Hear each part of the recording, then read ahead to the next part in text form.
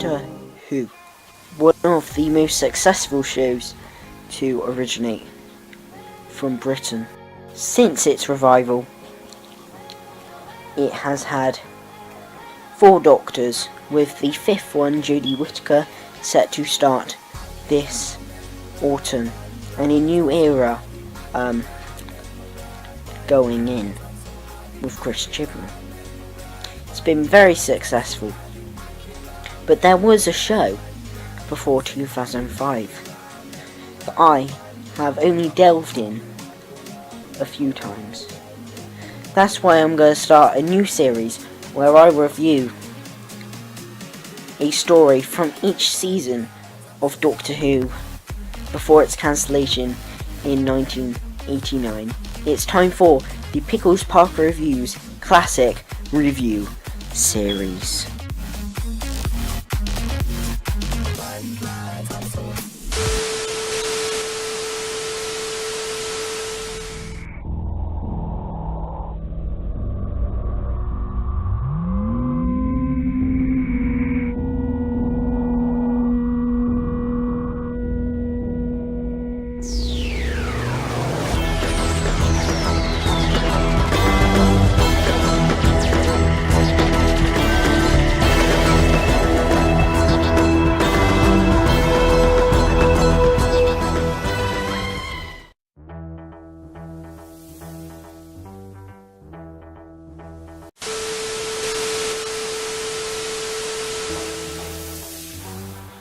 Hello guys, welcome to a brand new video from me, Pickles Parker Reviews. Today we are continuing my classic review series, the series in which I review a story from each classic season of Doctor Who. This week I'm reviewing the Gunfighters from season 3, a First Doctor story. Now I chose to review this story as I've recently finished my Year 9 history exam, a kind of tester for my GCSEs in a couple of years. And in that particular paper it was stuff about the American West, you know, cowboys, plains Indians, that sort of thing. I was quite happy to find out that this story was a pure historical. I always enjoy those stories. So yes, the Gunfighters. This story is quite good. It has a few flaws, but it's overall rather enjoyable. One thing that you instantly notice is that it features more period elements than the other American West story on TV, that is, not accounting for Big Fish, novels or comics, etc. A Town Called Mercy, an 11th Doctor story. In that story, the American West is more of a backdrop, focusing more on the gunslinger, collar jacks, and the themes of morality. This story explored the period of the American West, with outlaw shootings and saloons. Part of this mirror scenes I wish were in A Town Called Mercy, with Stephen and Dodo's excitement at being in the Wild West, and their joy at pretending to be cowboys in the saloon being something I wanted to see in Amy and Rory's characters. A Town Called Mercy is an episode I rather enjoy. In fact, it's one of my favourite 11th Doctor stories, but the setting of the American West is used to full effect in the Gunfighters. Anyway, enough with the comparisons. Let's talk more about this hidden gem. One unique element in this story is the singing of the Last Chance Saloon at the start of scenes. It's a quirky little touch which I rather enjoyed. The story flows at a good pace. Part 1, A Holiday for the Doctor, being quite slow and easygoing, setting the scene of the OK Corral and Doc Holiday, whilst the latter parts are faster paced and crammed to the brim with action. The direction was pretty good by Rex Tucker, nothing special but nothing too shabby.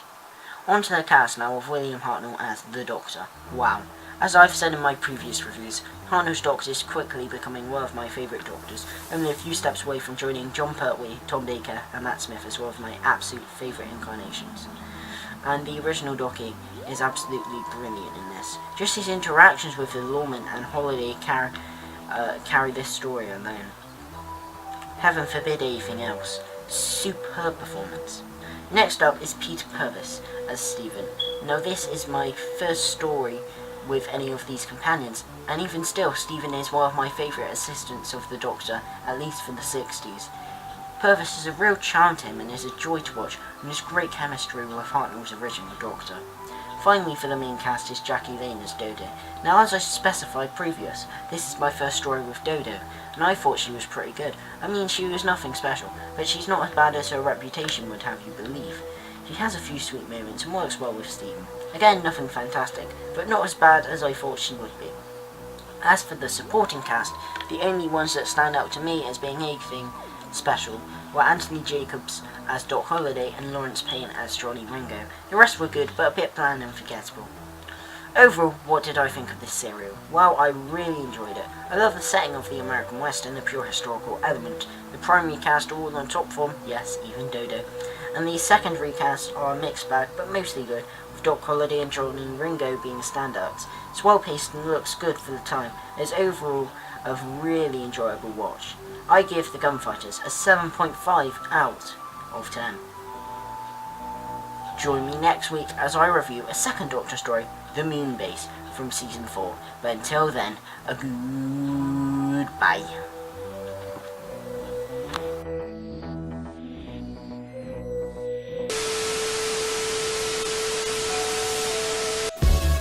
Hello, Garen Adams. So, the Shakespeare Code. Now, this is a hidden gem of a Doctor Who story. It's a brilliant blend of a historical setting with a sci-fi threat. The direction really makes it feel like the Doctor and Martha are in Tudor England. Speaking of the Doctor and Martha, they are both on form, given that this is only their second adventure together, as is Shakespeare. The only thing that really lets this story down, the Doctor sulking about Rose, which really irritates me. For God's sake, the Doctor did not love her. But overall, it's the closest we're going to get to a pure historical in the new series. I give the Shakespeare Code an 8 out of 10. See you guys next week.